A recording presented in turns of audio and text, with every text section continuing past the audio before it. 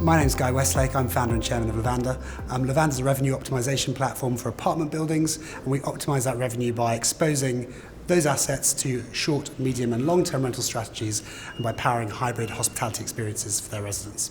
Operational real estate, clearly a growing theme. We've seen that throughout the day. Obviously, people have different interpretations of exactly what it is. So I think an educational platform like this is really good to just shine a light onto the sector, dispel the mist that surrounds it. But clearly a massive trend, and really nice to see so many people today singing from the same hymn sheet. So seeing the emergence of merged asset classes, hybrid asset classes, and the various strategies around it. Right, for me, and I'm no expert, but operational real estate is all about the consolidation of the value chain, essentially. So it's about investors who are kind of obviously seeking alpha and want to build brands and realize more of the value in the value chain, and doing that by essentially having exposure to the operating side of real estate.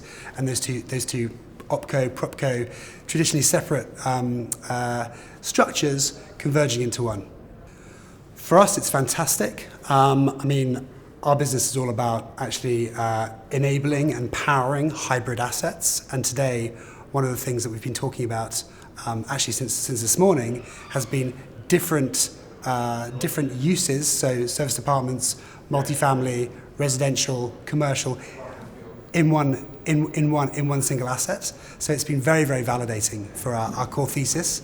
And hoping that sparks a lot of interest in the market.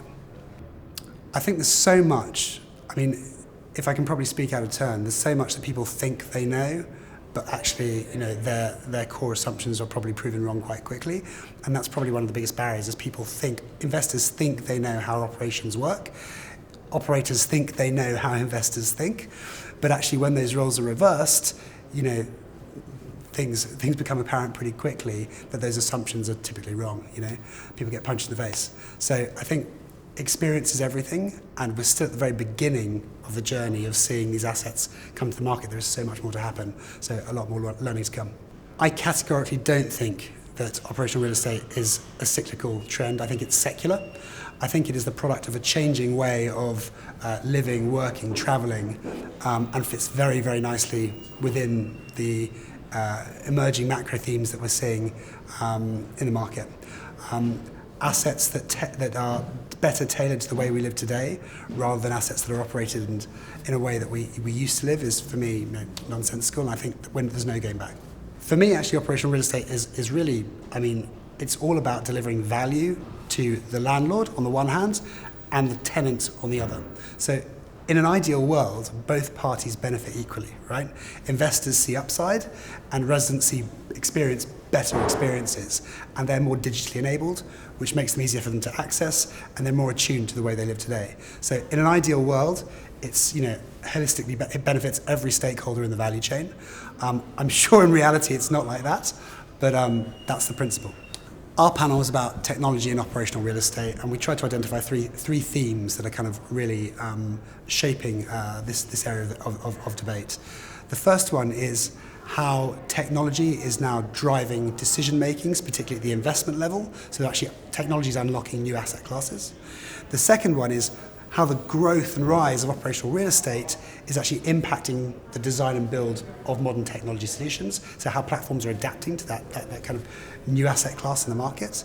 And the final one is how convergence, so the changing way we work, live and travel, is actually giving light to a new wave of assets that combines short, medium and long-term rentals.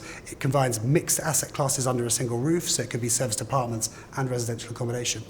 And what that means for the technology platforms, is that being recognised, and how they're adapting. The one thing that everyone on the panel agreed upon was that there were a couple of core themes that were driving both technology development, right, on the one hand, and also buying habits on the other.